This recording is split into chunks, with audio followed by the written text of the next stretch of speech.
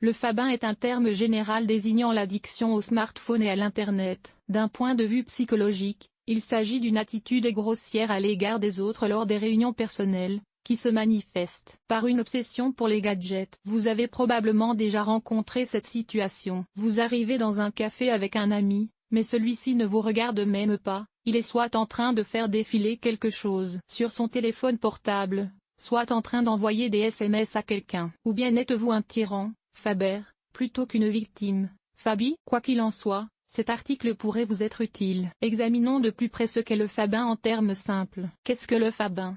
Le fabin est un phénomène moderne, considéré à la fois comme une mauvaise habitude et une addiction. Son nom vient de deux mots latins, fon, qui signifie téléphone, et snubin, qui signifie mépris. En d'autres termes, fabbing se traduit par mépris par téléphone. Vous connaissez l'expression coup de foudre? Ici, c'est un peu la même chose, sauf que la personne exprime son mépris pour l'autre par son comportement. Il révèle que le smartphone, quel que soit son contenu, est plus intéressant et plus précieux que l'interlocuteur réel. Qui a inventé le terme? Ce sont les employés de l'agence de publicité McCann qui ont commencé à parler de fabin. Ils ont pris conscience de ce phénomène social et ont trouvé le nom en 2012. Mais le terme s'est ensuite répandu dans le monde entier. Cela est dû à l'émergence du mouvement Stop Fubin. Les représentants de l'association ont noté que si l'addiction était une épidémie, 6 fois plus de personnes vivant en Chine en mourraient. Important. Le fubin consiste à entrer dans un monde virtuel et à ignorer l'autre personne pendant la communication. Cela est perçu comme une attitude désobligeante et irrespectueuse à l'égard de l'interlocuteur. Signalisation.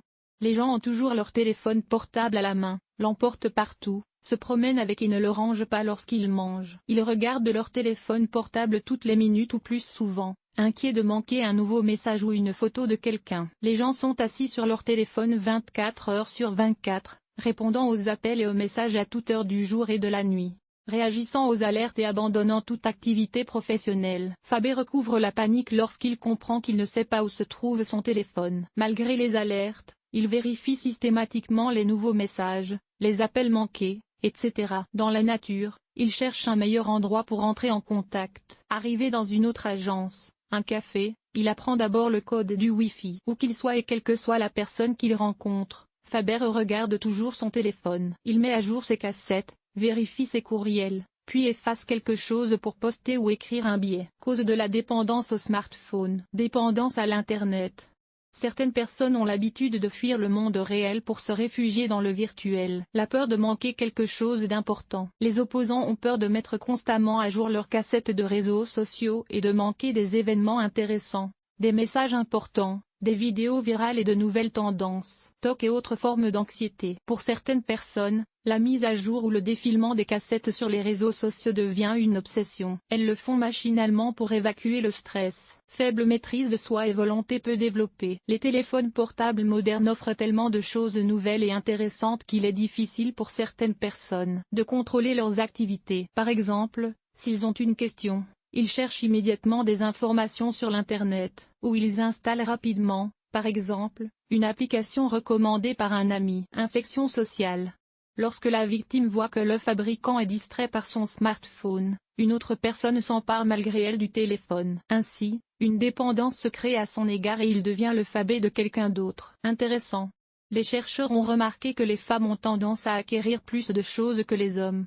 Résultat, les conséquences de la fabulation doivent être examinées de deux points de vue, celui de la fabulateur et celui du fabulateur. Tout d'abord, il convient d'examiner les conséquences pour celui qui les ignore. Comme d'autres addictions, le fabin a des effets destructeurs sur la personnalité et la santé humaine. Les personnes qui abusent des smartphones présentent des niveaux élevés d'anxiété et de stress, des contextes émotionnels instables, et des problèmes de sphère de communication. Ces derniers ont un impact négatif sur leur vie personnelle et professionnelle. Fab affecte les relations et les ruine. La dépendance à l'égard des smartphones provoque des conflits et des malentendus. Les fabistes risquent de se retrouver seuls. Conséquences du fabie.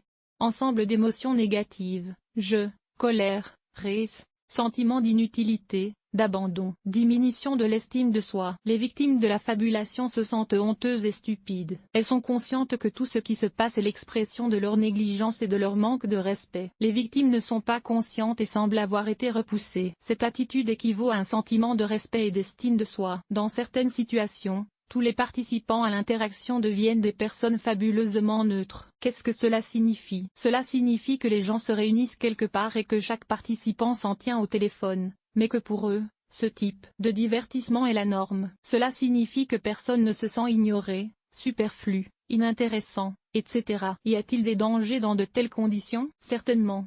La valeur de la communication est perdue. Les participants ne développent pas de compétences sociales et de communication. Les liens entre ces personnes sont affaiblis. Remarque.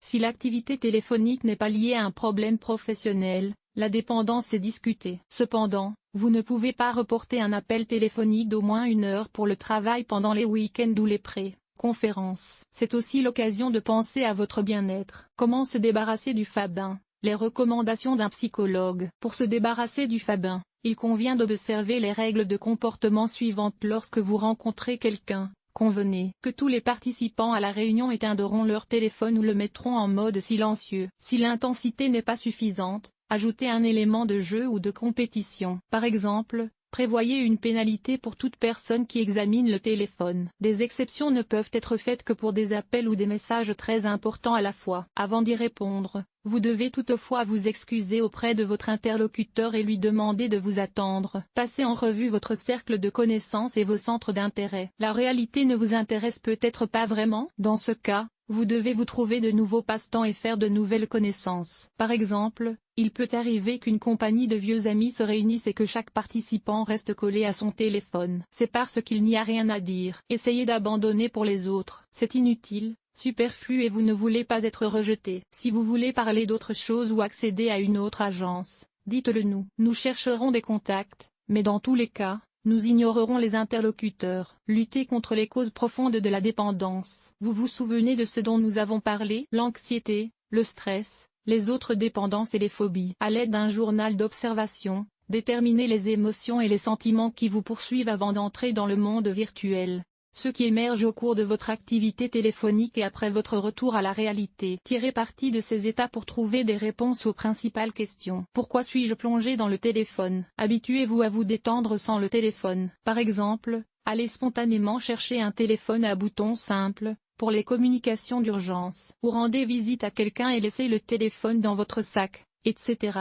Élaborez votre acte d'abstinence. Augmentez progressivement la durée et la fréquence. Au lieu de tamponner des cassettes sur les réseaux sociaux et de vérifier les courriels, entraînez-vous à commencer la journée par un petit déjeuner chaud, sans smartphone, une vraie communication avec les gens si vous n'êtes pas seul. Décidez avec qui vous mangez et supprimez-les. Par exemple, supprimez les jeux du téléphone. Faites une liste des choses que vous pourriez perdre ou que vous êtes en train de perdre à cause de l'abus de votre smartphone. Déterminez à quoi vous consacrez le temps libéré et quel avantage, ou quelle valeur, vous retirez de ce nouveau passe-temps. Quels conseils donneriez-vous aux victimes de Fabin? Ne restez pas silencieux.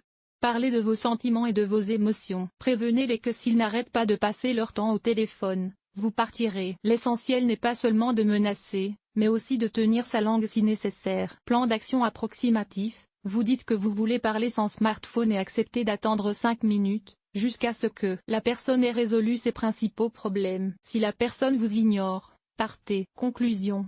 Peut-être que, comme moi, le son Fabin a semblé similaire à bullying. Je ne pense pas que ce soit le cas. Il ne s'agit pas seulement de la personne qui subit les brimades, il s'agit de la personne qui subit les brimades. Les deux, et un autre, peuvent être considérés comme de la violence, une mauvaise attitude envers les autres. Dans le cas du Fabin, il s'agit d'une violence émotionnelle, ignorée. Il convient de noter que le Fabin est dangereux à la fois pour la victime et pour l'agresseur. La première est affaiblie et inutile. Le second perd le contact avec la réalité, ses amis et ses compétences sociales. Il est donc important de s'engager dans la prévention de la fabulation et, si nécessaire, de corriger cet état indésirable.